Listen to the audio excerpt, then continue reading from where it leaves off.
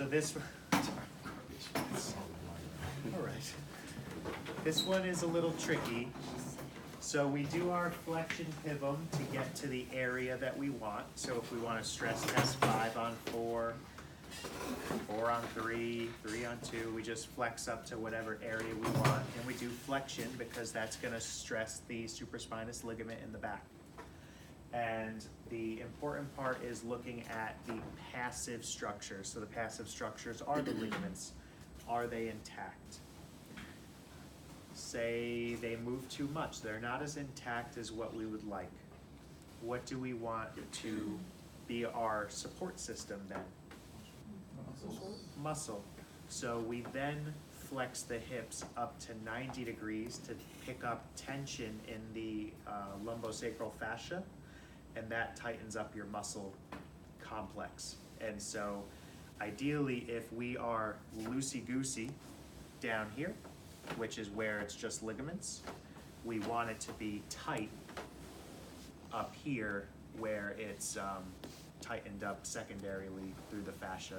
So now we know if that's still tightened up, great, we can do muscle training to stabilize this person. If this is still loose, we're not going to be too effective as PTs. So that's where our limits are. The hardest part for this is probably the counter force. So this is definitely a feel that you have to get used to. It's something that I was actually not good at, but luckily Dr. E helped me with this. When you do one segment at a time, because you're going to stabilize the top segment and you're going to stress the bottom into it. So let's say I want to do L4, L5.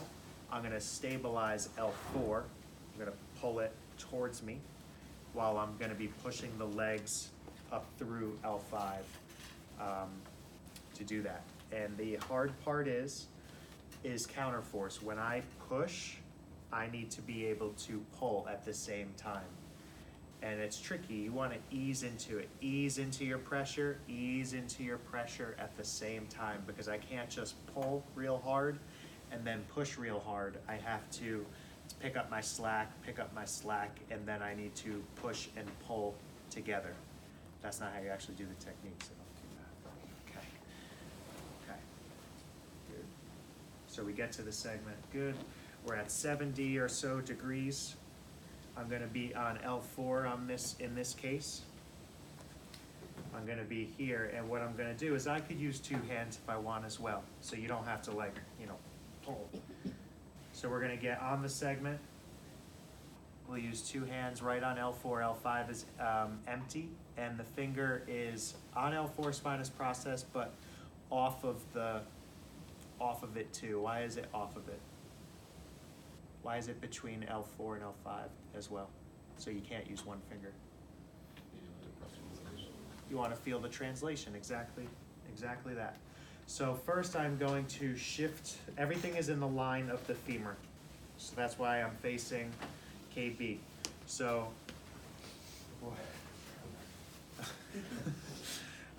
so as I stabilize L4, I have fingers in that space to feel the, good. So I'm on L4 and I have the space. I am going to bring the legs up to this point. And what did I do there when I just did this little motion? Preload. I am picking up slack in what joints?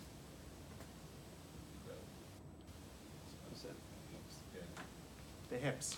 So here, if I just do this, this is nothing.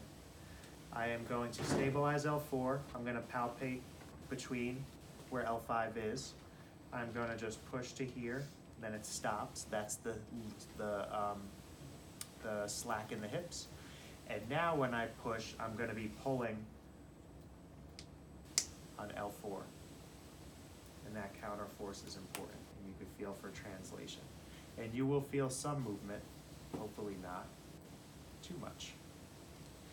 And then we pick up to 90, and now it's just straight to Manny. Same exact thing. Pick up the slack. I'm just going to move this hand so you guys can see it.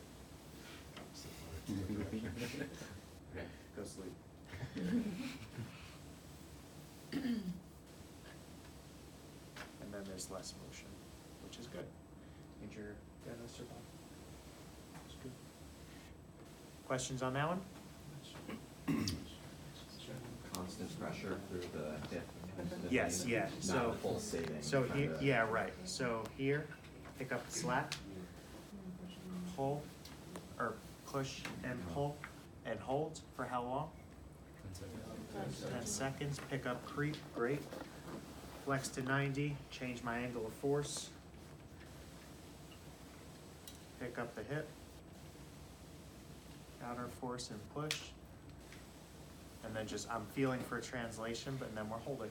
Pick up creep. And ideally, you'll feel this is looser, hopefully not a lot. This is stiffer. More stiff, stiffer, more stiff. One of those. Good? Let's practice.